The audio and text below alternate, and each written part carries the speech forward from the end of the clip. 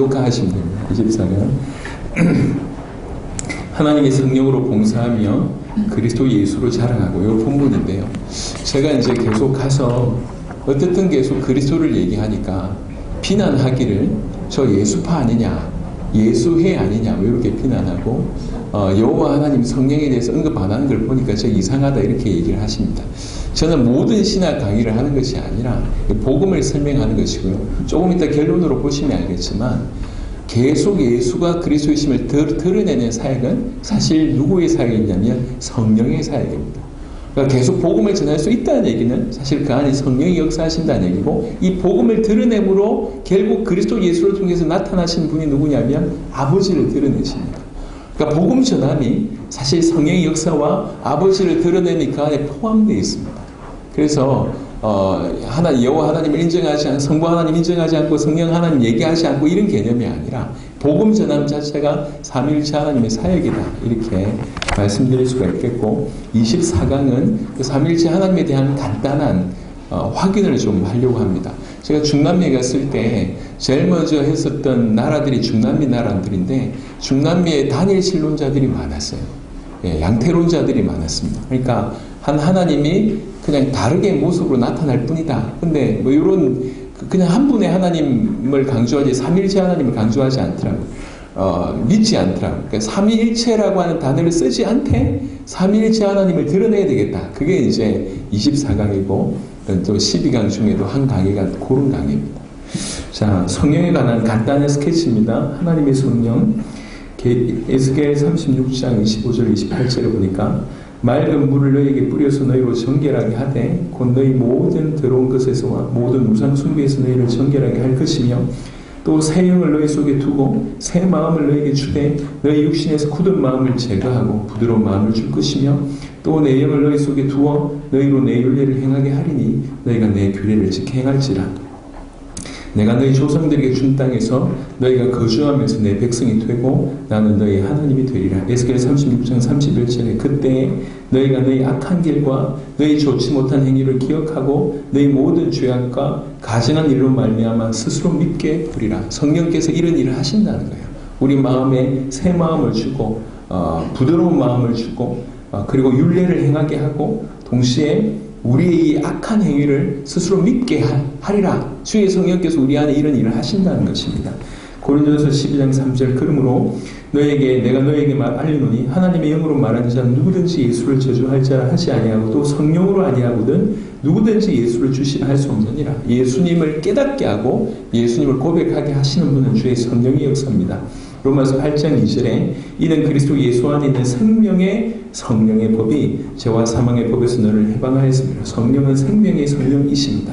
고린도전서 6장 11절에 너희 중에 이와 같은 자들이 있더니 주 예수 그리스도 이름과 우리 하나님의 성령 안에서 씻음과 거룩함과 의롭다 하심을 받았느니라. 성령께서 이렇게 하십니다.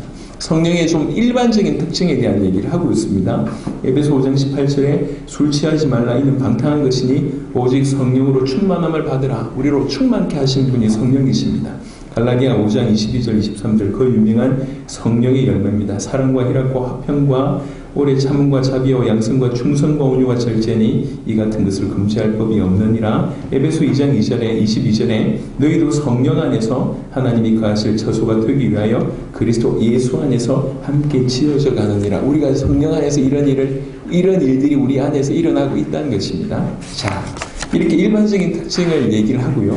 그래서 우리는 그 성령을 따라 행하여야 된다고 얘기하고 있습니다. 갈라디아 5장 16절에 내가 이르노니 너희는 성령을 따라 행하라. 그리하면 육체의 욕심을 이루지 아니하니라. 18절에 너희가 만일 성령이 인도하신 바가 되면 율법 아래 있지 아니하리라. 25절에 만일 우리가 성령으로 살면 또한 성령으로 행할지니. 빌립보 3장 3절에 하나님의 성령으로 봉사하며 그리스도 예수로 자랑하고 육체를 신뢰하지 아니하는 우리가 곧 할례파라. 우리가 이렇게 살아야 된다는 거죠. 주의 성령께서 이렇게 역사하신다는 겁니다. 그래, 그 일반적인 1번과 2번은 우리가 익히 알고 있는 일반적인 내용입니다. 근데 이제 포인트는 요 얘기를 하려고요.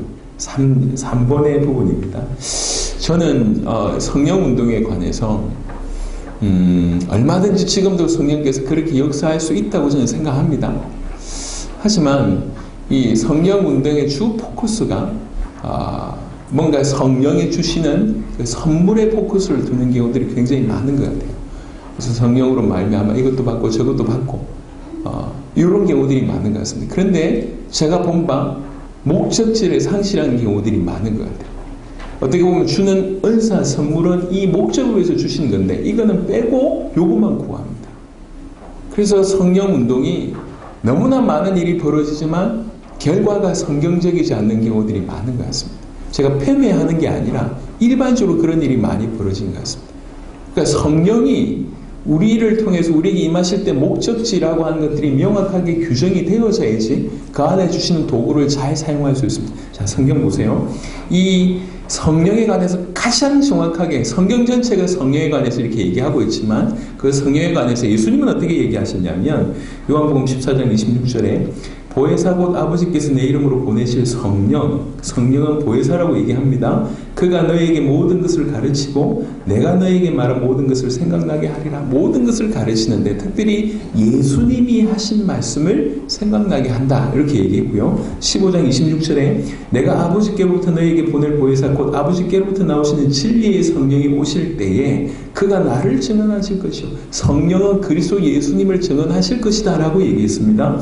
요한복음 16장 13절에 그러나 진리의 성령이 오시면 그가 너희를 모든 진리 가운데로 인도하시리니 그가 스스로 말하지 않고 오직 들은 것을 말하며 장래 일을 너희에게 알리시리라. 모든 진리 가운데로 인도하신다고 얘기합니다. 근데 진리 중에 진리가 뭐냐? 요한복음 14장에 내가 진리라고 얘기했습니다. 내가 진리. 그래서 요 세 구절만 보아도 주의 성령께서 주로 하시는 일, 예수님이 얘기하기를 성령이 이렇게 하실 것이라고 얘기할 때 그 모든 성령이 하시는 일이 예수님과 무관하지 않다는 거죠. 오히려 예수님을 드러내고 예수님의 말씀을 생각나게 하고 예수님을 증언하고 예수님께로 인도하는 일을 합니다. 사도행전 1장 8절은 좀 결정적인 구절인데요. 오직 성령이 너에게 임하시면 너희가 권능을 받고 여기는 성령운동이 여기까지인 경우들이 많다는 거죠. 왜 권능을 받냐? 예루살렘과 온 유대와 사마리아와 땅끝까지 이르러 내 증인이 되리라 하시니라. 사실 성령이 임하신 이유는 땅끝까지 이르러 내 증인, 주님의 증인 되게 하기 위해서 주의 성령이 임하신 것이고 그게 그래서 필요한 것이기 때문에 권능을 허락하시는 것입니다.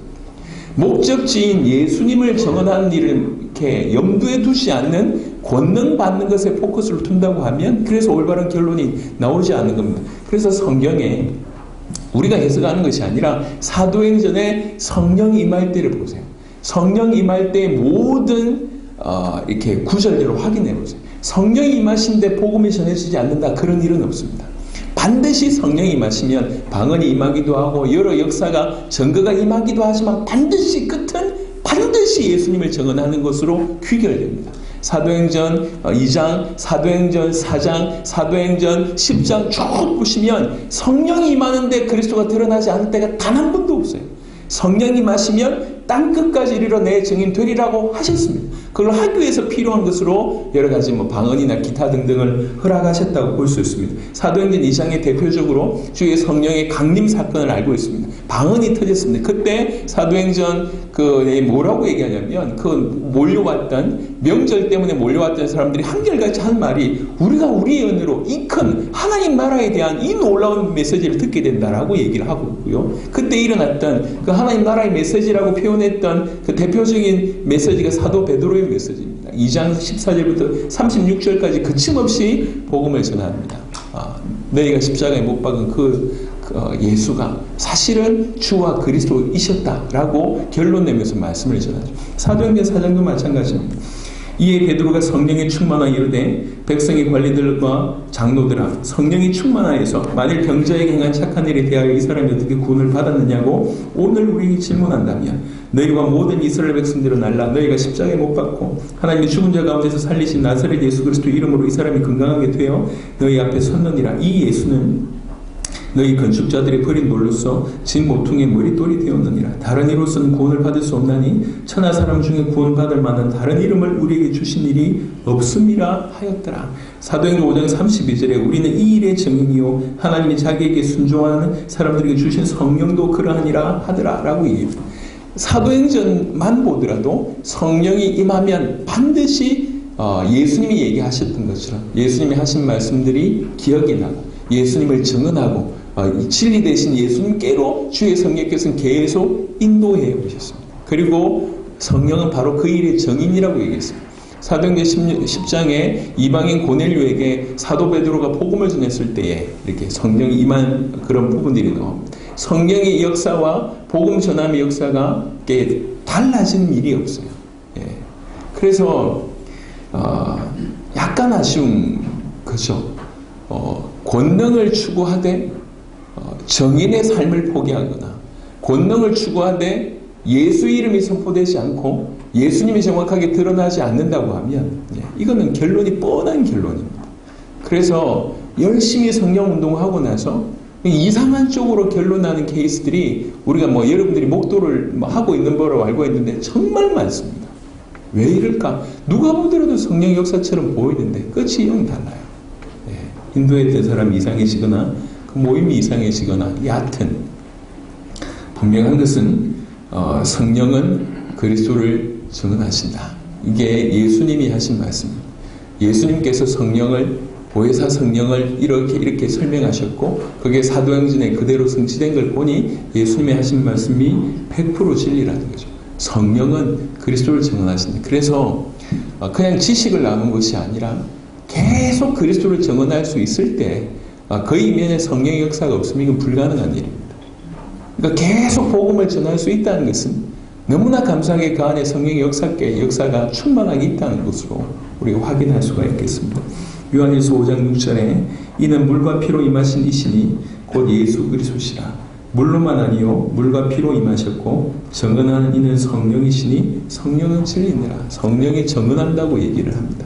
성령은 그리스도이신 예수님을 증언합니다. 자, 그리고 또 하나는 예수 그리스도께서는 아버지를 나타내십니다. 요한복음 14장 6절부터 11절 보겠습니다. 예수께서 이르시되 내가 곧 길이요 진리요 생명이니 나로 말미암지 않고는 아버지께 올 자가 없느니라. 이렇게 이제 예수님 얘기하니까 그리고 또 너희가 나를 알았더라면 내 아버지도 알았으리로다. 이제부터는 너희가 그를 알았고 또 보았느니라. 이렇게 얘기하니까 빌립이 이르되 주여 아버지를 우리에게 보여주옵소서 그리하면 족하겠나이다. 그때 예수께서 이르시되 빌립아 내가 이렇게 오래 너희와 함께 있을 때 네가 나를 알지 못하느냐? 나를 본 자는 아버지를 보았거늘 어찌하여 아버지를 보이라 하느냐? 내가 아버지 안에 거하고 아버지는 내 안에 계신 것을 네가 믿지 아니하느냐? 내가 너에게 이르는 말이 구체적으로 설명합니다. 내가 너에게 이르는 말은 스스로 하는 것이 아니라 아버지께서 내 안에 계셔서 그의 일을 하시는 것이야. 내가 아버지 안에 거하고 아버지께서 내 안에 계심을 믿으라. 그렇지 못하겠거든 행하는 그 일로 말미암아 나를 믿으라 라고 얘기합니다.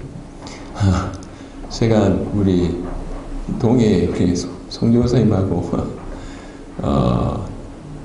그 교회 앞에 식당을 크게 해요. 그 지하 전체로 넣는데 지하가 한 200평, 300평 될 것 같아요. 굉장히 큽니다. 근데 갔는데 한 교회가 그걸 운영한대요. 한 교회가 공동체가 돼가지고 그걸 운영하는 거예요. 그 식당이 너무 커서 일단 놀랐습니다. 근데 이 목사님이 뭔가 좀 이상해. 그리고 공동체가 뭔가 좀 이상해. 그게 여튼 이상했어요. 그래가지고 여튼 이상하지만 공동체를 이루면서 산다는 게 너무 좋아서 그가 식사를 하고 이제 담임 목사 되신 분을 만났어요. 만났는데 뭔가 이상해요. 한참 얘기하는데 그냥 좀 신비한 얘기를 계속 하더라고요. 그러더니 갑자기 자기가 하나님 얼굴을 봤대요. 그래서 물었어요. 어떻게 생겼던데요? 이렇게 물었어요. 저처럼 광대뼈가 나왔대요. 미치겠다.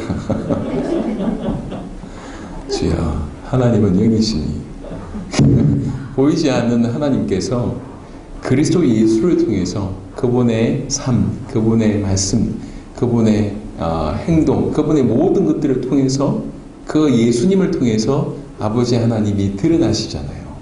그분을 통해서 우리는 아버지 하나님을 정확하게 알 수가 있습니다. 성경을 통해서 하나님을 알 수 있지만 이 말씀이 육신되신 분이 그분이시니까 그분 안에 주님이 계시고 그 아버지가 계시고 그분의 모든 말과 그분의 모든 행위가 그분 안에서 행하시는 하나님의 일이다. 지금 예수님이 이렇게 얘기하고 있지 않습니까? 무엇보다도 예수님을 통해서 우리는 정확하게 하나님이 어떤 분이신지를 알 수가 있다는 거죠. 그 얘기를 지금 하고 있습니다.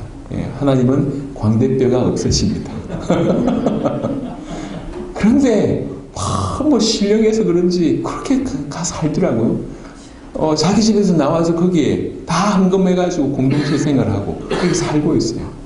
이야, 광대뼈 나온 하나님을 그렇게 믿으면서 이럴 수 있나 싶을 정도입니다. 참 우리 교회가 회개 많이 해야 되겠다.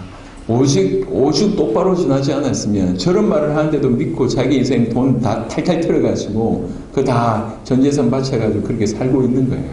지금 어떤지 모르겠습니다. 그래서 제가 별 사람을 많이 만났는데 그 사람들은 특별했어요. 예수 그리스도께서 아버지를 나타내십니다. 마태복음 11장 27절에 내 아버지께서 모든 것을 내게 주셨으니 아버지 외에는 아들을 아는 자가 없고 아들과 또 아들의 소원대로 계시를 받는 자 외에는 아버지를 아는 자가 없느니라. 오직 아들이 아버지를 나타내심을 말씀하고 있습니다. 요한복음 1장 18절 본래 하나님을 본 사람이 없을 때 아버지 품속에 있는 독생하신 하나님이 나타내셨느니라. 독생하신 하나님이 아들이 아버지를 나타내셨느니라 라고 되어 있습니다. 요한복음 10장 30절 나와 아버지는 하나이니라 하신다.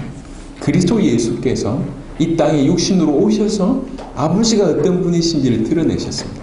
그리고 주의 성령께서는 그리스도이신 예수님을 증언하셨습니다. 이 예수님의 모든 사역에 놀랍게 삼위일체 하나님의 놀라운 일들이 그 안에 있는 것입니다.